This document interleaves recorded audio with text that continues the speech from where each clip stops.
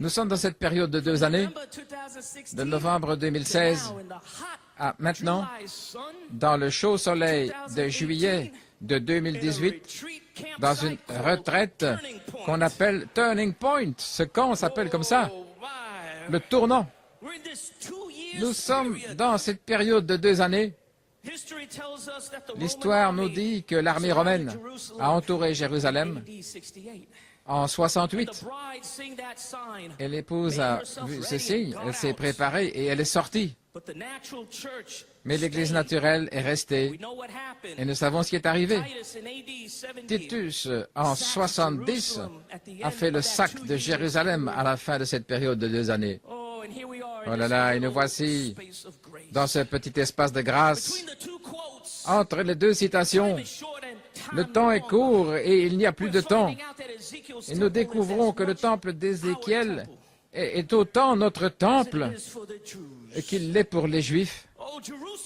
Oh, Jérusalem est autant notre lieu de demeure. Alléluia. Qu'elle l'est pour les Juifs. Et nous voyons de plus en plus clairement dans ce chevauchement de temps. Nous voyons comment cela fusionne avec la dispensation de la plénitude des temps. Cette dispensation que frère Branham a introduite, le temps de l'adoption, nous ne parlons pas de 1906, où les gens avaient la chair de poule. Nous ne parlons pas des sensations et des émotions de 1983, peut-être 93 et 98. Nous ne parlons pas de la naissance, mais nous parlons de la dispensation de l'adoption. Nous parlons de la construction du Saint-Esprit pour l'âge de l'épouse, ce qui est Dieu lui-même.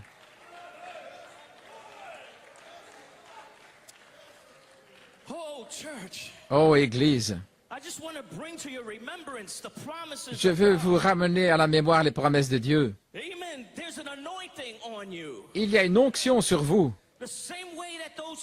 Tout comme dans ces âges de l'Église, ils avaient l'onction du bœuf et ils pouvaient supporter et produire la parole pour leur âge. Ils ont vécu la parole pour leur âge et ils étaient la semence du royaume pour cet âge-là. Ils étaient loin là-dessous. Et dans cette dispensation de l'adoption, il y a une onction qui est placée sur vous.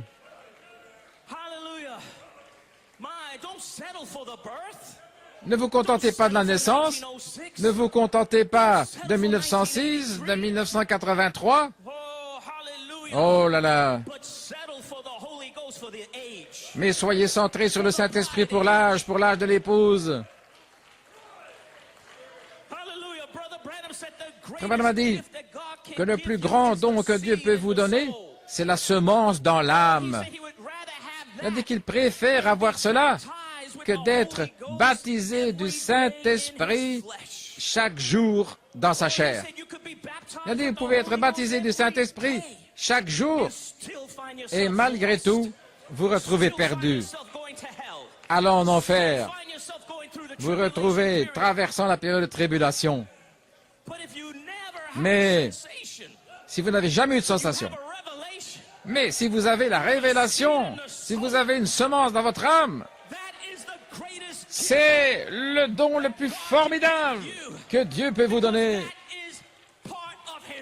Parce que c'est une partie de lui-même en tant que représentation. Alléluia. Et si cette semence demeure en vous, vous devez arriver à votre dispensation. Vous devez arriver à votre adoption. Ainsi, peu importe comment le diable vous soufflette à gauche et à droite, il vous abat, il vous tape, il vous piétine, et vous vous sentez, vous avez envie d'abandonner, vous êtes un tel échec. Souvenez-vous de la semence de Dieu qui demeure en vous. Je préfère avoir ça que de baigner dans cette onction, la vague après vague après vague, et malgré tout, manquer la chose. Mais quand vous savez qui vous êtes, alors vous pouvez Avancez dans la tempête. Vous savez qui vous êtes. Vous pouvez être secoué avec les vagues de l'océan et les noirs nuages et les éclairs et les tonnerres. Mais au fond de vous, il y a une ancre. Vous ne sentez peut-être pas Dieu, mais au fond de vous, il y a une ancre. Peut-être que vous n'avez pas l'exaucement des prières, mais au fond de vous, il y a une ancre. Vous entendez? Peut-être que Dieu ne répond pas à mes prières, dites-vous. Où est-il? Où est-il? Mais au fond de vous, vous avez le don le plus formidable que Dieu puisse jamais vous donner. Et c'est un attribut de lui-même. Alléluia. Oh, louange au Seigneur. Oh, donnez-lui un cri de louange. Encore un cri. Encore un cri. Encore un cri. Les murailles de Jéricho vont s'effondrer.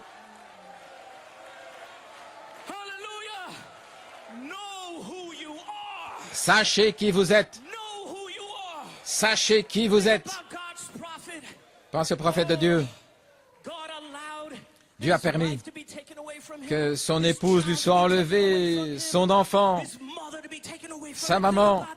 Pensez à cela. Et sa petite Sharon Rose. Frère Branham a dit, il priait, Seigneur, j'ai fait tout ça pour toi. J'ai travaillé toute la journée et toute la nuit.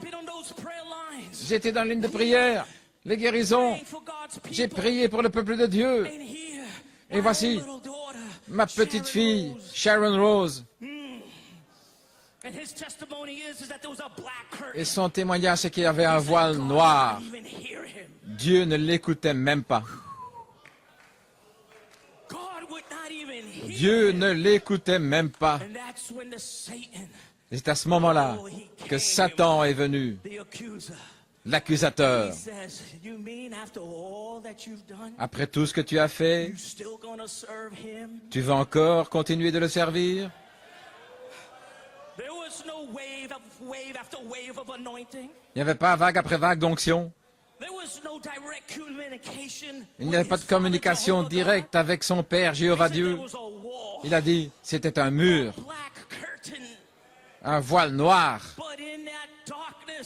Mais dans cette ténèbre, il a dit, le Seigneur a donné, le Seigneur a repris. Béni, béni soit-il. Béni est le nom du Seigneur. Dieu permet que des choses arrivent. Est-ce que vous cherchez des signes? Est-ce que vous cherchez des sensations? Vous avez besoin d'émotions pour savoir que vous êtes sauvé? Pour savoir que vous êtes dans l'épouse?